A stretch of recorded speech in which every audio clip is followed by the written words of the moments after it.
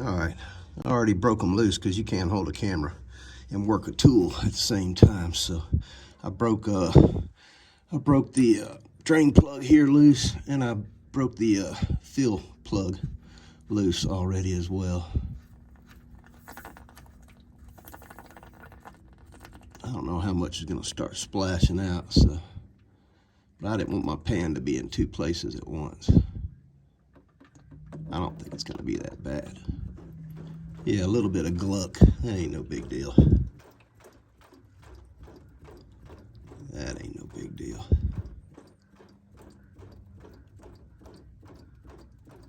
Yeah. No big deal. Thought it was going to be real bad. I'll lift this up and contain the splash.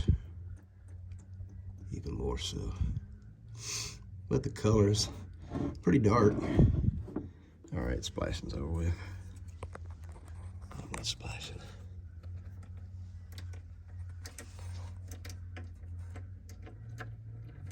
And there we go. Lord VADER. First rear diff fluid change, 17,200 miles. I don't know what was done to the car the first 3,750 miles.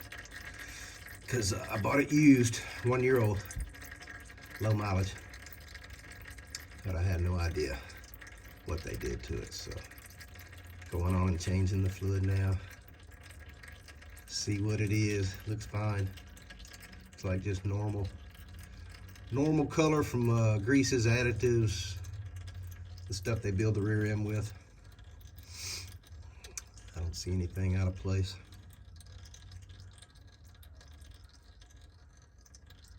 It's not that bad. But it did have a lot of dark color to it, no doubt. But that's probably pretty normal. You can tell by the fluid as it's thinning out right there. It's still got a good clear color to it. It just had some greases and some build greases and additives and whatnot causing discoloration. It's not bad though. I'm going to pull this other fill plug out now. Go over here.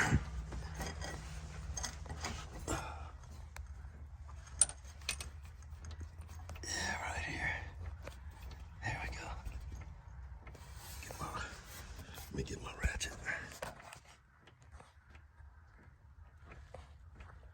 Yeah, got my ratchet. All right, that should be loose enough. Get it by hand now. Oh yeah. Oh yeah.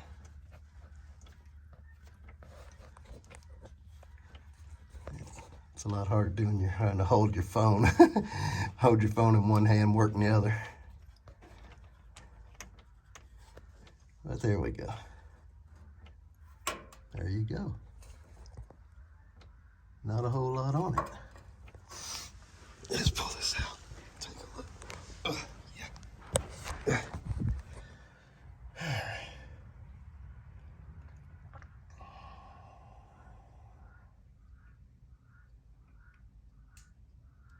Yeah. It got some stuff. No doubt. Some fine metal.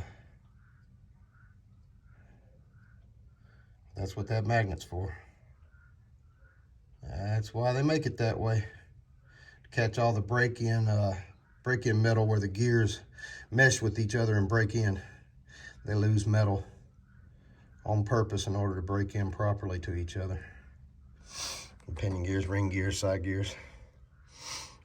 All right, get back to work on this thing. Get this phone out of my hand. Now this one is the drain plug. This is magnetic also. It sits down at the bottom. So naturally it catches most of your metal. You can see the metal fibers sticking out there. And to think, GM recommends 45,000 miles on these. Mine's 17,200. How about that? I'm gonna clean all this gunk off and then come back and show you again. And the rag. Hold on. All right, the drain plug on your left is actually the fuel plug. And what's in front of it is the metal particles in the fluid and the greases that I got off of it. The one on the right is the drain plug at the bottom of the rear end. And in front of it there on the rag is everything that came off of it. And yeah, it looked a lot worse on the plug than it actually winds up being, but it's still notable. At least on the drain plug, it's notable. See that? I got them clean now. Both of them clean now.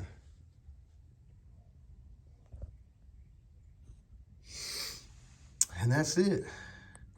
Now I'm gonna sit and let them drain.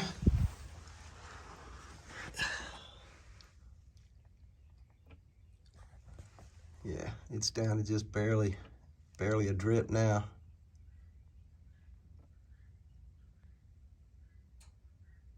I'll just let it drip right here for, I don't know, probably about 30 minutes. About 30 minutes ought to be enough, and then I'll put the drain plug in, tighten it up, and fill it back up with fluid. All right, hit you back up in a minute. Oh, by the way, while I was down here inspecting the underneath of Lord Vader, I found what's been slowing me down. You see it? Look right there. A heavy rock.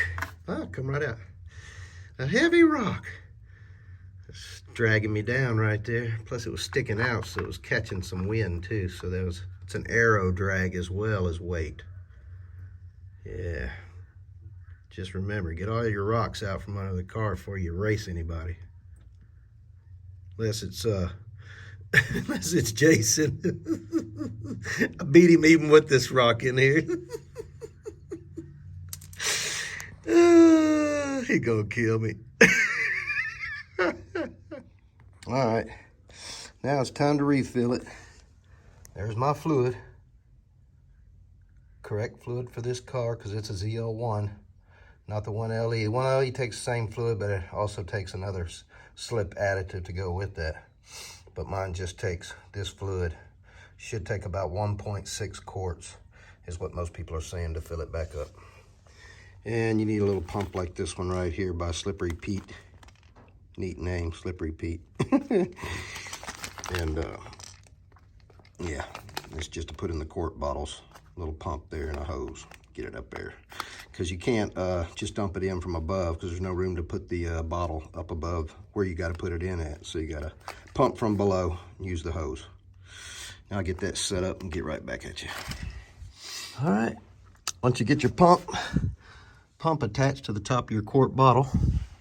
See here? Once you get it attached, open up the pump part. Make sure you unscrew this top of this pump part before you stick this part in so that it comes up like this far. Stick your hose on. Put it in there, make sure it's all the way in as far as it'll go until it touches a gear. And then just start pumping it.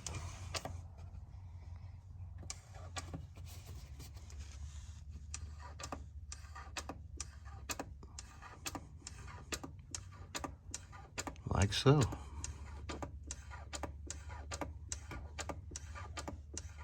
I won't bore you with how long this takes. We'll skip to the next jug. All right, I just finished putting about half of the second one in there. And it started coming out. So I pulled my tube out and I'm just watching it and it's continuing to drip out. Which means it ain't just accidentally running out around the hose. It's full and it's dripping out of the fill plug hole because it's full. And that's how you know. Steady drip because it's full once your hose is out of the way. All right, I'll clean up my drain plug here a little bit and put it back on, tighten it back up, torque it down. that'll be it.